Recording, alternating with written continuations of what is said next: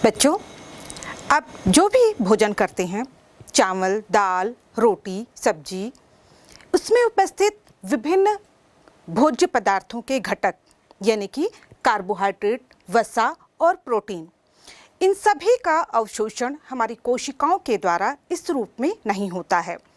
यानी कि इन जो बड़े अणु होते हैं, इनका अपघटन आवश्यक होता है, जिसे हम भोजन का पचना कहते हैं। और इस भोजन के पचने के लिए कुछ विशेष पदार्थ जिम्मेदार होते हैं, जिन्हें हम एंजाइम या जैव उत्प्रेरक कहते हैं, क्योंकि ये जैव उत्प्रेरक हमारे भोज्य पदार्थों को सरल अणुओं में तोड़ देते हैं, जिससे इनका अवशोषण सरल हो जाता है। उदाहरण के लिए हमारे आमाशय से स्रावित होने वाला ट्रिप्सिन नामक एंजाइम, जो कि प्रोटीन को पेप्टाइडों में अपघटित कर देता है। इसी तरह से आग्नाशय से स्रावित होने वाला ट्रिप्सिन नामक एंजाइम, जो कि प्रोटीनों को एमिनो अम्लों में परिवर्तित कर देता है। आप क्या जानते हैं, यदि ये एंजाइम हमारे शरीर में उत्पन्न ना हो तो हमारे खाए गए भोज्य पदार्थ को पचने में कई साल लग सकते हैं। और हमारे शरीर में होने वाली पाचन क्रिया ही नहीं, और भी बहुत सारी रासायनिक क्रियाएं, जैसे कि दूध का दही में परिवर्तित होना या फिर शीरे से अल्कोहल का निर्माण होना, इन सब भी क्रियाओं में भी उत्प्रेरकों का महत्वपूर्ण योगदान होता है। इसी तरह से औद्योगिक महत्व की बहुत सारी क्रियाएं, जैसे कि पेपर इंडस्ट्रीज में पेपर पल्प जो होते हैं, उनका अपघटन होना, या फिर पेट्रोलियम पदार्थों से विभिन्न प्रकार के सरल हाइड्रोकार्बन का निर्माण और उनसे प्लास्टिक आइटम्स का निर्माण होना, या फिर जैसे कि आप जानते हैं अमोनिया का निर्माण, सल्फ्यूरिक एसिड का निर्माण, नाइट्रिक एसिड का निर्माण, इन सभी प्रक्रियाओं में किन्हीं न किन्हीं उत्प्रेरकों का योगदान होता है।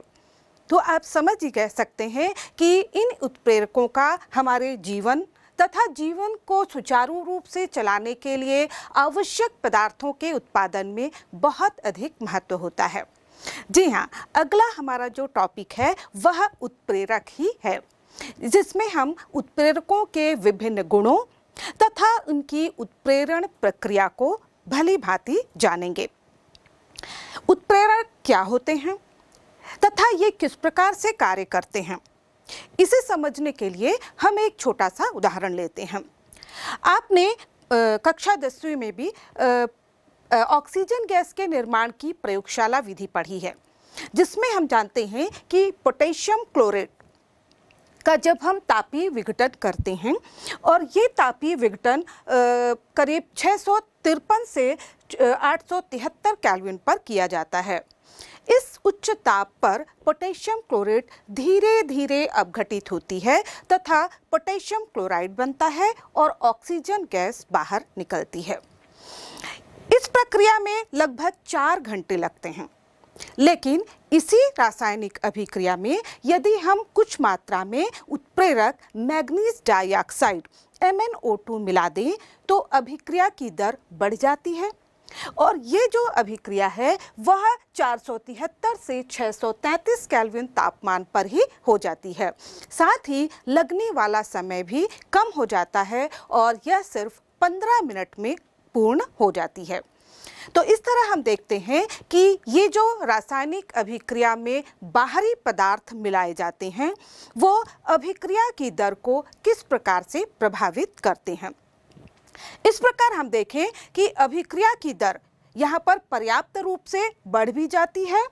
साथ ही साथ ये जो उत्प्रेरक हमने मिलाया मैग्नीज डाइऑक्साइड, यह भी द्रव्यमान तथा रासायनिक संगठन जो इसका है, इसके रूप में इसमें अपरिवर्तित रहता है। यानी कि जिस रूप में हम इसका उपयोग करते हैं वह उसी रूप में तथा उसी मात्रा में अभिक्रिया के पश्चात हमें पुनः प्राप्त हो जाता है। इस प्रकार बाहरी पदार्थों की उपस्थिति मात्र से विभिन्न प्रकार की रासायनिक अभिक्रियाओं की दरें परिवर्तित की जा सकती हैं, और इस प्रकार के बाहरी पदार्थों का विभिन्न रासायनिक अभिक्रियाओं में परिवर्तन का सुव्यवस्थित अध्ययन सर्वप्रथम बर्जीलियस नामक वैज्ञानिक ने 1835 में किया था और उन्होंने ही इनके लिए उत्प्रेरक शब्द का सुझाव दिया था। इस प्रकार हम कह सकते हैं कि उत्प्रेरक वे पदार्थ होते हैं जो रासायनिक अभिक्रिया के पश्चात रासायनिक तथा मात्रात्मक रूप से अपरिवर्तित रहते हुए रासायनिक अभिक्रिया की दर को बढ़ा देते हैं। साथ ही साथ ये जो परिघटना होती है उसे हम उत्प्रेरण या कैटालिसिस कहते हैं। तो इस प्रकार हम देखते हैं कि उत्प्रेरक रासायनिक अभिक्रिया की गति को बढ़ाते हैं। इन उत्प्रेरकों के साथ साथ कुछ पदार्थ ऐसे भी होते हैं जो इन उत्प्रेरकों की क्रिया को या सक्रियता को बढ़ाते हैं तथा कुछ इनकी सक्रियता को कम भी कर देते हैं।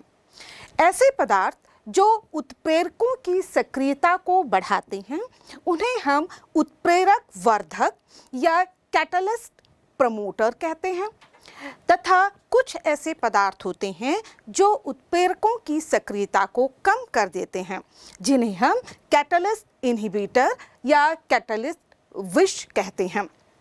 उदाहरण के लिए अमोनिया निर्माण की हैबर विधि, जिसमें हम अमोनिया नाइट्रोजन गैस तथा हाइड्रोजन गैस के द्वारा अमोनिया गैस का निर्माण करते हैं, जिसमें उत्प्रेरक के तौर पर हम आयरन तथा मोलिब्डेनम का उपयोग करते हैं। यहाँ पर आयरन तो उत्प्रेरक के रूप में कार्य करता है, लेकिन जो मोलिब्डेनम है आयरन की गतिविधि को सक्रियता को बढ़ाने का काम करता है, यानी कि मोलिब्डेनम यहाँ पर उत्प्रेरक वर्धक होता है। इसी तरह से एक उदाहरण हम उत्प्रेरक विष का लेते हैं, जैसे कि यहाँ पर आप देखें सल्फर डाइऑक्साइड का जब प्लैटिनम की उपस्थिति में ऑक्सीकरण किया जाता है और सल्फर ट्राइऑक्साइड बनाई जाती है, उस समय यदि यहाँ पर आर्सेनिक के सल्फाइड यानी कि आर्सेनिक के कंपाउंड उपस्थित हों तो वे प्लैटिनम की क्रिया को बाधित कर देते हैं, यानी कि वहाँ पर ये प्लैटिनम के लिए विष की तरह कार्य करते हैं। इसी तरह से एक और एग्जाम्पल ले सकते हैं, जैसे हमने पढ़ा है ऑर्गेनिक में रोजन मुन अपचयन। रोजन मुन अपचयन में हम एसिल क्लोराइड का पैलेडियम तथा बेरियम सल्फेट की उपस्थिति में जब अपचयन करते हैं तो हमें एल्डिहाइड प्राप्त होता है। यहाँ पर भी जो हम देखें कि जो बेरियम सल्फेट है वह पैलेडियम जो कि उत्प्रेरक होता है उसके लिए उत्प्रेरक विष की तरह कार्य करता है। यह पैलेडियम की जो सक्रियता है उसको कम कर देता है। वो इसलिए उपयोग में लाया जाता है क्योंकि हमें यहाँ पर उत्पाद के तौर पर एल्डिहाइड चाहिए होता है। यदि हम यहाँ पर केवल पैलेडियम का उपयोग करें तो यहाँ पर हाइड्रोजनीकरण की क्रिया और तीव्रता से होगी और एसिल क्लोराइड से एल्डिहाइड न प्राप्त होकर हमें सीधे अल्कोहल प्राप्त हो जाएगा। अतः सही उत्पाद प्राप्त करने के लिए हम यहाँ पर पैलेडियम के साथ साथ बेरियम सल्फेट का उपयोग करते हैं। तो इस तरह हम देखते हैं कि जहां उत्प्रेरक रासायनिक अभिक्रियाओं की दर को बढ़ाने का काम करते हैं, वहीं कुछ पदार्थ ऐसे होते हैं जो उत्प्रेरकों को की अभिक्रियाओं को कम या अधिक भी कर देते हैं। आइए अब हम उत्प्रेरण के प्रकारों को जानते हैं। उत्प्रेरण के दो प्रकार हैं, एक समांगी उत्प्रेरण और दूसरा विसमांगी उत्प्रेरण। समांगी उत्प्रेरण से तात्पर्य है इसमें अभिक्रियक यानी कि जो क्रियाकारक हैं तथा उत्प्रेरक एक ही प्रावस्था में होते हैं। और यहाँ पर हम देखेंगे कि जो अभिकारक तथा उत्प्रेरक हैं वो उनकी जो प्रावस्था होती है समान होती है और ये द्रव अवस्था हो सकती है या फिर दोनों की जो प्रावस्था है वो गैसीय प्रावस्था हो सकती है। इनमें ठोस प्रावस्था नहीं पाई जाती है। आप स्वयं समझ सकते हैं कि दो ठोस आपस में किस प्रकार से क्रिया नहीं कर सकते हैं। तो जो समांगी उत्प्रेरक होते हैं इनमें या तो दोनों की प्रावस्था अभिकारकों की प्रावस्था तथा उत्प्रेरकों की प्रावस्था या तो द्रव होती है या फिर दोनों की प्रावस्था गैसीय प्रावस्था में होती है, लेकिन इनकी प्रावस्था एक समान होती है। इस प्रकार की उदाहरण में हम देख सकते हैं जब यहाँ पर सल्फ्यूरिक एसिड निर्माण की शीश कक्ष विधि, जहाँ पर हम उत्प्रेरक कक्ष में सल्फर डाइऑक्साइड का ऑक्सीकरण करके सल्फर ट्राइऑक्साइड बनाते हैं। यहाँ पर जो उत्प्रेरक होता है वह होती है नाइट्रिक ऑक्साइड गैस। तो यहाँ पर हम देखें जो हमारा अभिकारक है सल्फर डाइऑक्साइड, ऑक्सीजन दोनों गैस है, साथ ही उत्प्रेरक भी हमारी गैसीय प्रावस्था में है। तो इस प्रकार का जो उदाहरण है वह समांगी उत्प्रेरण का उदाहरण है। इस प्रकार हम दूसरा उदाहरण ले सकते हैं एस्टर के जल अपघटन का। एस्टर में जैसे हम यहाँ पर ले रहे हैं मेथिल एसीटेट। मेथिल एसीटेट का जब हम जल अपघटन करते हैं तो वहाँ पर उत्प्रेरक के तौर पर यहाँ हाइड्रोक्लोरिक अम्ल उपयोग में लाया जाता है। हाइड्रोक्लोरिक अम्ल के द्वारा दिए गए प्रोटॉनों से मेथिल एसीटेट का जल अपघटन होता है, जिससे हमें एसिटिक एसिड यानी कि अम्ल और एक अल्कोहल यानी कि मेथेनॉल का अणु प्राप्त होता है। यहाँ पर भी हम देखें कि जो हमारे अभिकारक हैं यानी कि एसिटिक एसिड, एस्टर और जल ये द्रवित अवस्था में है, साथ ही साथ यहाँ पर जो HCl है वो भी लिक्विड अवस्था में होती है। तो यहाँ पर सभी की प्रावस्था समान है। इसी प्रकार एक और उदाहरण हम ले सकते हैं, वह है जो इक्षु शर्करा यानी कि शर्करा का जल अपघटन।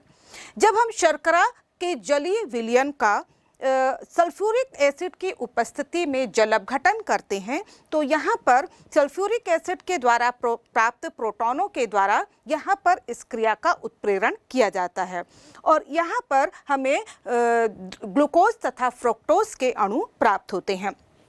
यहाँ पर भी आप देखें जो इक्षु शर्करा है उसका जलीय विलयन है जो कि द्रवित अवस्था में है, साथ ही यहाँ पर जल जो कि द्रवित अवस्था में है तथा जो उत्प्रेरक है वह भी द्रवित अवस्था में एक्वस सॉल्यूशन के रूप में लिया जाता है।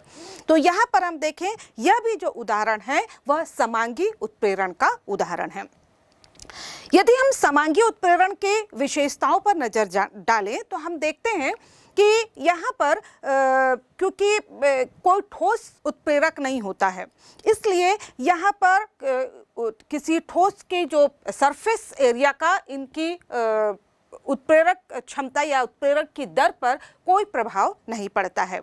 इसके अलावा यहाँ पर आप देखिए चूँकि हमारे अभिकारक तथा उत्प्रेरक या तो द्रवित अवस्था में होते हैं या गैसीय अवस्था में होते हैं, तो ये आपस में पूरी तरह से मिक्स हो जाते हैं और इस वजह से उत्प्रेरण ज़्यादा अच्छी तरह से हो पाता है और अभिक्रिया तीव्र गति से हो पाती है।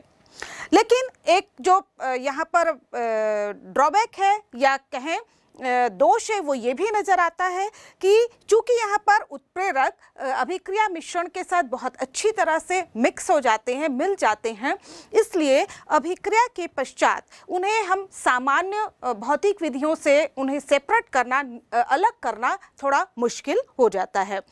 तो इस तरह से हम देखें कि ये जो समांगी उत्प्रेरण हैं उनके द्वारा हम भिन्न भिन्न रासायनिक अभिक्रियाओं को उत्प्रेरित करते हैं।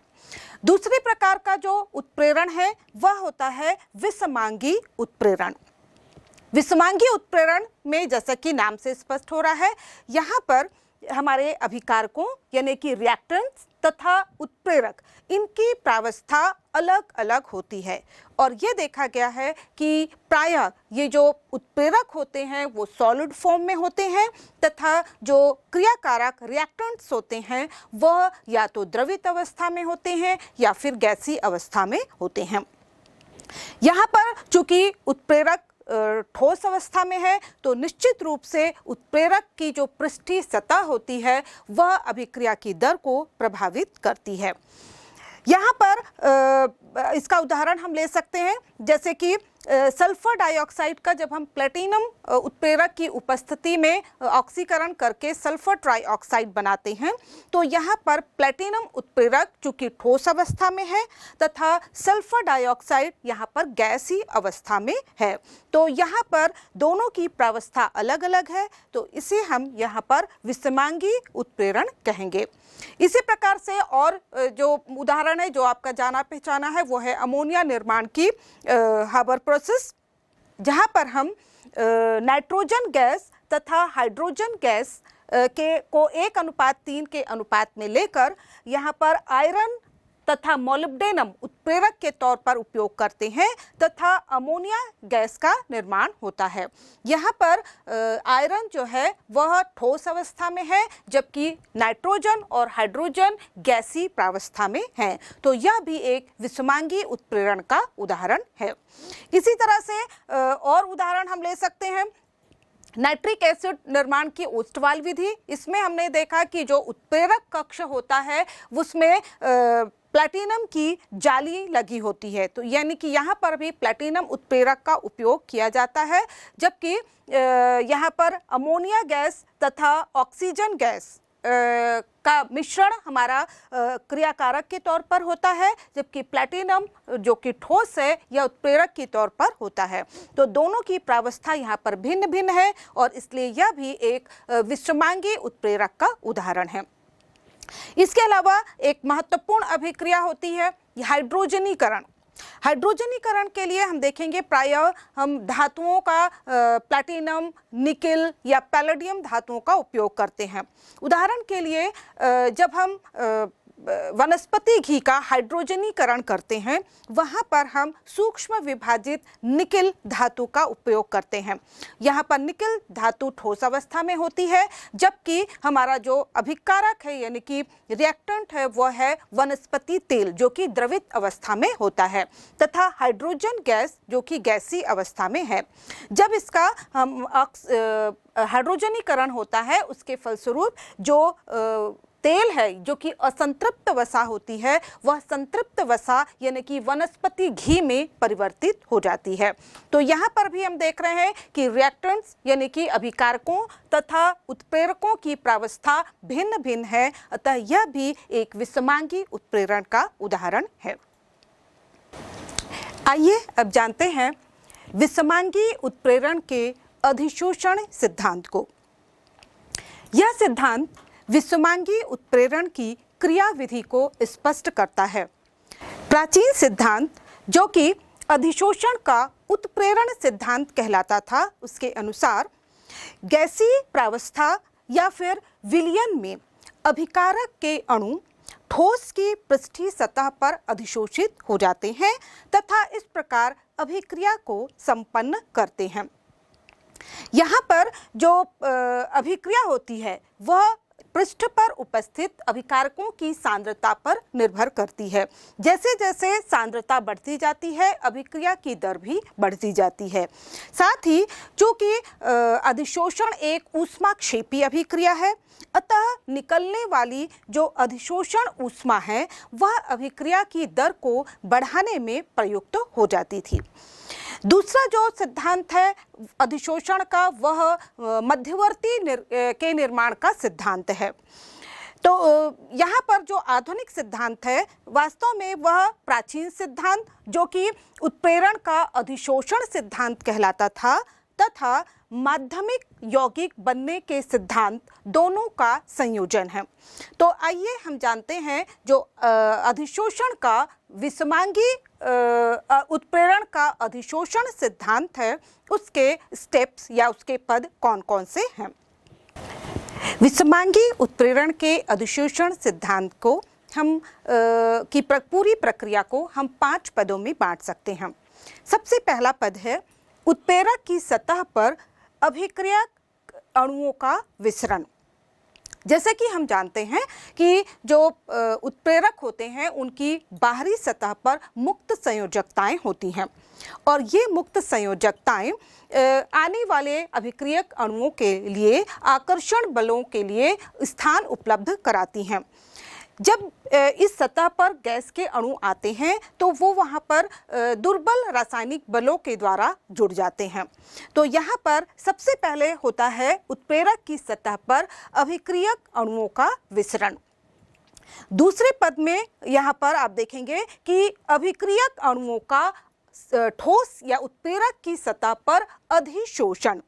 तो जैसे भी हमने देखा कि जो गैस के अणु हैं इसकी ठोस की सतह पर आएंगे, वो यहाँ पर उसकी सतह पर दुर्बल रासायनिक बलों के द्वारा यहाँ पर अधिशोषित हो जाते हैं।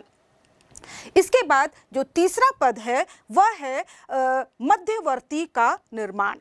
यदि इस प्रकार भिन्न भिन्न अभिकारकों के अणु पास पास अधिशोषित होते हैं तो उनके मध्य रासायनिक बंध बनता है और जिसके फलस्वरूप मध्यवर्ती का निर्माण हो जाता है।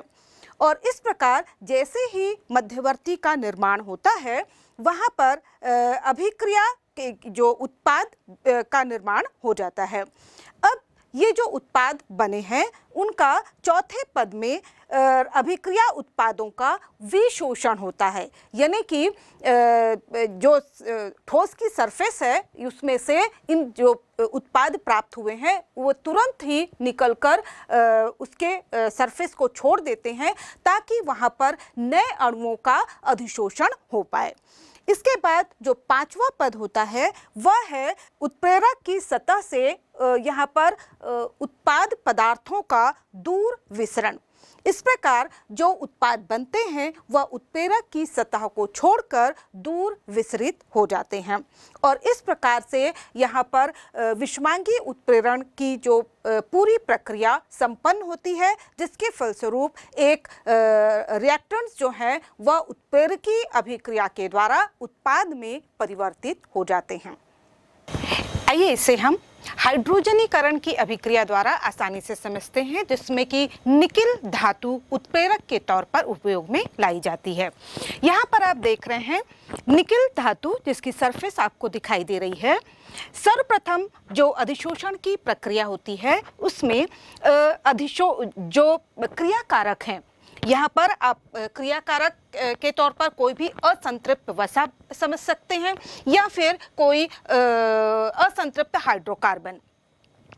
यहाँ पर जब अभिक्रियाकारक तथा हाइड्रोजन गैस दोनों का सर्वप्रथम इस निकिल धातु पर, जैसा कि आप देख रहे हैं, इस पर डिफ्यूजन या विसरण होता है, जिस पर ये दोनों अणु यहाँ पर आकर समान रूप से फैल जाते हैं।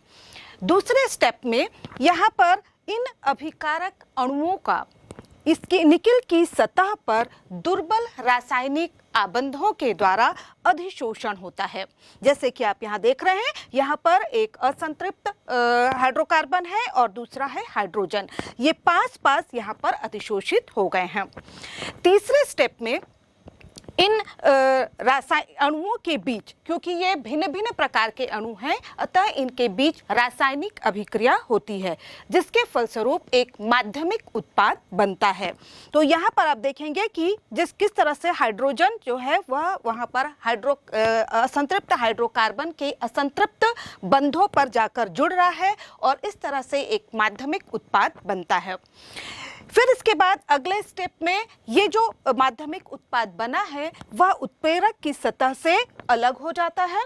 इसके बाद अगले स्टेप में इन जो नए उत्पाद बने हैं इनका उत्प्रेरक की सतह से दूर विसरण हो जाता है और ये स्थान फिर से खाली हो जाता है नए अभिकारकों के अधिशोषण होने के लिए तथा नए उत्पाद अणुओं के बनने के लिए।